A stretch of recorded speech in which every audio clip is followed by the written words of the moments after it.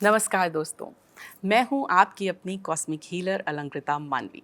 सबसे पहले तो इस पवित्र पावन त्योहार रक्षाबंधन की समस्त देशवासियों को बहुत सारी शुभकामनाएं। जी हाँ दोस्तों, रक्षाबंधन है यानी एक ऐसा रिश्ता जहाँ बहनें अपने भाइयों की लंबी उम्र के लिए, अपने भाइयों की सेहत के लिए, अपने भाइयों की तरक्की के लिए उनके हाथ पे, उनकी कलाई पे रक्षा का ये स्तोत्र बांधती हैं और मनोकामना करती हैं कि उनके भाइयों का भाग्य उदय होता रहे।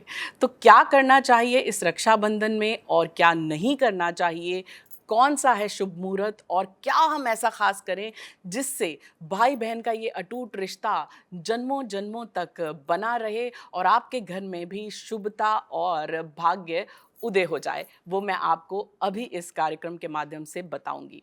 उससे पहले आइए दोस्तों कुछ काम विशेष करते हैं, रोशन गांव गली मोहल्ला और देश करते हैं, गणपति गजानन महाराज जी के चरणों में वंदन करते हुए इस कार्यक्रम का शुभ श्री गणेश करते हैं।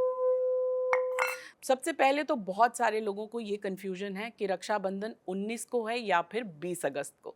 तो आपको बता दूं कि रक्षाबंधन पूर्णिमा वाले दिन, खासकर शुक्ल पक्ष की श्रावण मास की पूर्णिमा को ही मनाया जाता है और अगर हम समय देखें तो 19 तारीख को पूर्णिमा है। जी हाँ दोस्तों, तो आपका ये जो त्योहार है ये 19 तारीख को मनाया जाएगा। लेकिन इस बार रक्षाबंधन में भद्रा लगने वाली है। बहुत सारे लोग कहते हैं ये भद्रा क्या है। जी हाँ, तो आपको बता दूं, भद्रा जो है शनिदेव की बहन थी। तो जब भी किसी कार्य में भद्रा लग जाती है तो उस कार्य में कोई भी शुभ कार्य नहीं करना चाहिए। और ऐसी पौराणिक कथा है कि रावण को उनकी बहन शूर्पणखा ने भद्रा में राखी बांधी थी। उसके बाद से उनका जो है वो अहित होने लगा, उनके जीवन में अशुभ होने लगा और उनका 1 साल के अंदर अंदर काल आ गया। तो उसके बाद से भद्रा में कोई भी शुभ कार्य नहीं होता है। तो अब आप कहेंगे ये भद्रा काल लगेगा कब?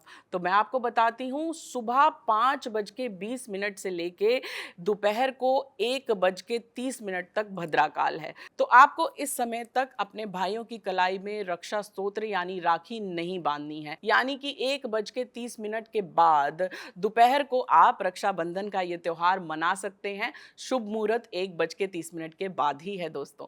उसके बाद आप रात्रि 11:34 बजे तक ये शुभ मुहूर्त रहेगा, तब तक आप ये राखी का त्योहार मना सकते हैं। अब बात करते हैं, बहुत सारे लोग हमसे पूछते हैं कि राखी के त्योहार को और भी शुभ कैसे मनाया जाए, आप अपनी राखी को प्राण प्रतिष्ठित कैसे करें।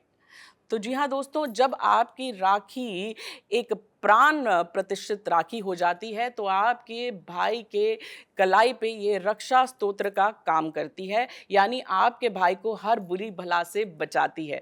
तो इसमें प्राण प्रतिष्ठित बहनें कैसे करें, तो मैं आपको बताती हूँ। सुबह आप जल्दी उठकर गंगा जल थोड़ा सा अपने पानी में मिला लें और उससे स्नान करें, पूजा अर्चना करें, अपने घर में घी का दीपक जलाएं और जो भी आप राखी अपने भाई के लिए लाई हैं, अपने भाई की कलाई पे बांधने के लिए जो भी आप राखी या कलावा लाई हैं, उसे आप सबसे पहले गणेश जी को अर्पित कर दें।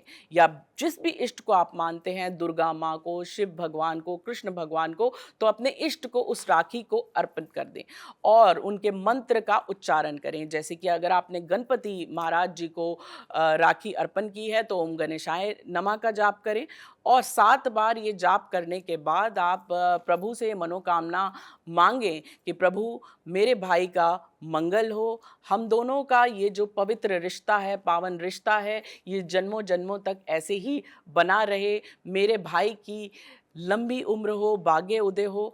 इस मनोकामना के साथ आप वो जो राखी है उस राखी पे थोड़ा सा गंगा जल अर्पण करें, कुछ अक्षत अर्पण करें और एक हल्दी से उस पर टीका लगा दें। जी हाँ, हल्दी से टीका लगाने के बाद वो राखी जो है वो आपकी एनर्जाइज हो जाएगी और प्रभु से ये भी मनोकामना करें कि प्रभु अपना आशीर्वाद इस राखी में आप दें, ताकि ये राखी जो है अब प्राण प्रतिष्ठित हो जाए और मेरे भाई की कलाई पे एक रक्षा स्तोत्र का ये काम करे। बहुत से लोग ये जानना चाहते हैं कि राखी हम क्यों मनाते हैं। जी हाँ दोस्तों, बहुत सारी पौराणिक कथाएं इससे जुड़ी हुई हैं।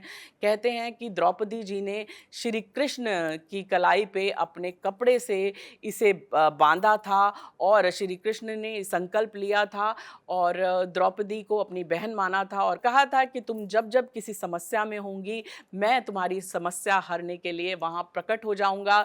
तब से ही राखी का त्यौहार मनाया जाता है और ये चलन है कि बहनें जो हैं अपने भाई की कलाई पे इस रक्षा स्तोत्र को बांधती हैं। पूर्णिमा वाले दिन, शुक्ल पक्ष वाले दिन, श्रावण मास की पूर्णिमा वाले दिन शुक्ल पक्ष में ये त्यौहार को मनाया जाता है और इससे पावन और सुंदर त्यौहार कोई नहीं है। भारतवर्ष में इस त्यौहार को बहुत ही हर्ष और उल्लास के साथ मनाया जाता है। पूरे विश्व में भी जो भारतीय बहनें हैं वो अपने भाइयों की कलाई पे राखी बांधती हैं, दूर होती हैं तो अपने भाइयों को दूर से ही आशीर्वाद देती हैं और भाइयों को भी अपनी बहनों के आशीर्वाद से बहुत ही सफलता मिलती है। जो भी भाई ये कार्यक्रम देख रहे हैं उन्हें भी बता दूं कि आप जितना अपनी बहनों का आशीर्वाद ले सकते हैं लें। अपनी बुआओं का, अपनी माताओं का, अपनी बहनों का आशीर्वाद आप जितना ज़्यादा लेंगे उससे आपके ग्रह दोष भी मिटेंगे, आपके कर्म भी कटेंगे और आपका भाग्य उदय खुद ब खुद होने लगेगा। क्योंकि बहनों का रिश्ता भाइयों के साथ बहुत ही पवित्र और पावन रिश्ता होता है, जहाँ भाई अपने बहनों की रक्षा के लिए कामना करते हैं। बहनें भी अपनी भाइयों की लंबी उम्र और भाग्य उदय के लिए व्रत रखती हैं। जब तक वो अपने भाई की कलाई पे धागा ना बांध लें, रक्षा स्तोत्र ना बांध लें। बहुत सी बहनें जो हैं वो कुछ खाती नहीं हैं, संकल्प लेती हैं कि हम तभी उपवास खोलेंगे जब हम अपने भाइयों को रक्षा स्तोत्र बांध देंगे। दोस्तों, अक्सर बहुत सी बहनें मुझसे पूछती हैं कि रक्षाबंधन में जो पूजा की थाली है उसमें क्या विशेष रखें। तो आपको बता दूं कि कुछ छोटी छोटी चीज़ें हैं जो हम अक्सर भूल जाते हैं। पूजा की थाली में आप जब भाई का तिलक करें तो उसमें हल्दी हल्दी जो है वो शुभता का प्रतीक होती है। हल्दी और अक्षत ज़रूर रखें लाल तिलक के साथ साथ, और अगर उसमें केसर भी मिला दें तो अति उत्तम होगा, क्योंकि केसर भी शुभता और भाग्य उदय का प्रतीक होता है। जब भी वो आप भाई के माथे पे लगाते हैं तो भाई का भाग्य उदय होना निश्चित हो जाता है। तो जब आप पूजा की थाली बनाएं तो पूजा की थाली में तिलक, घी का दीपक, कुछ मिठाई, जी हाँ, अगर पीले रंग की मिठाई है तो अति उत्तम, हरे रंग की मिठाई है तो और भी अच्छा। उसके साथ साथ आप भाई के कलाई में जो कलावा बांधने वाली हैं, राखी बांधने वाली हैं, उसे रखें। इस तरह से आप पूजा की थाली बना सकती हैं। बहुत सारी महिलाएं जब पूजा की थाली बनाती हैं तो उसमें श्री गणेश का चिन्ह आप स्वास्तिक लगाती हैं पहले, और स्वास्तिक पे भी आप कुछ अक्षत, कुछ पैसे रखते हैं और उसके बाद पूजा की थाली को आप सजाते हैं, जिसमें दीपक रखा जाता है, तिलक रखा जाता है, राखी रखी जाती है और भाई को खिलाने के लिए कुछ मिठाई रखी जाती है। तो इस तरह से आप पूजा की थाली को बना सकते हैं। और जब आप भाई का तिलक करें, भाई को रक्षा स्तोत्र पहनाएं, तो प्रभु के मंत्र का उच्चारण 3 बार अवश्य करें। भाई की अगर आप आरती उतार सकते हैं तो अति उत्तम है। भाई का आशीर्वाद लें। अगर भाई आपसे बड़ा है तो उसका आशीर्वाद ज़रूर लें। भाई की आरती अवश्य उतारें और सर को ढककर आप इस शुभ कार्य को करें तो और भी अति उत्तम होगा। बहुत सारे लोग कहते हैं कि सर ढकने की आवश्यकता क्या है दोस्तों। तो सर ढकने की मान्यता, जब भी आप कोई शुभ कार्य करते हैं, मंदिर गुरुद्वारे में जाते हैं तो आप अपने सर को ढक लेते हैं।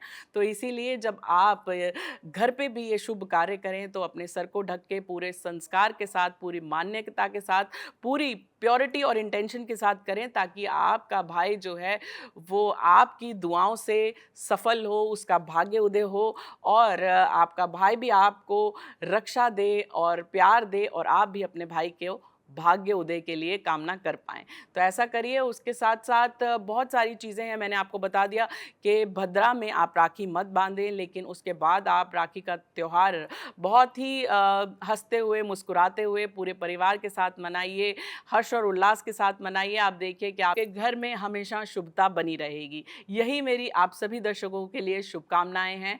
नमस्कार। हैप्पी रक्षाबंधन।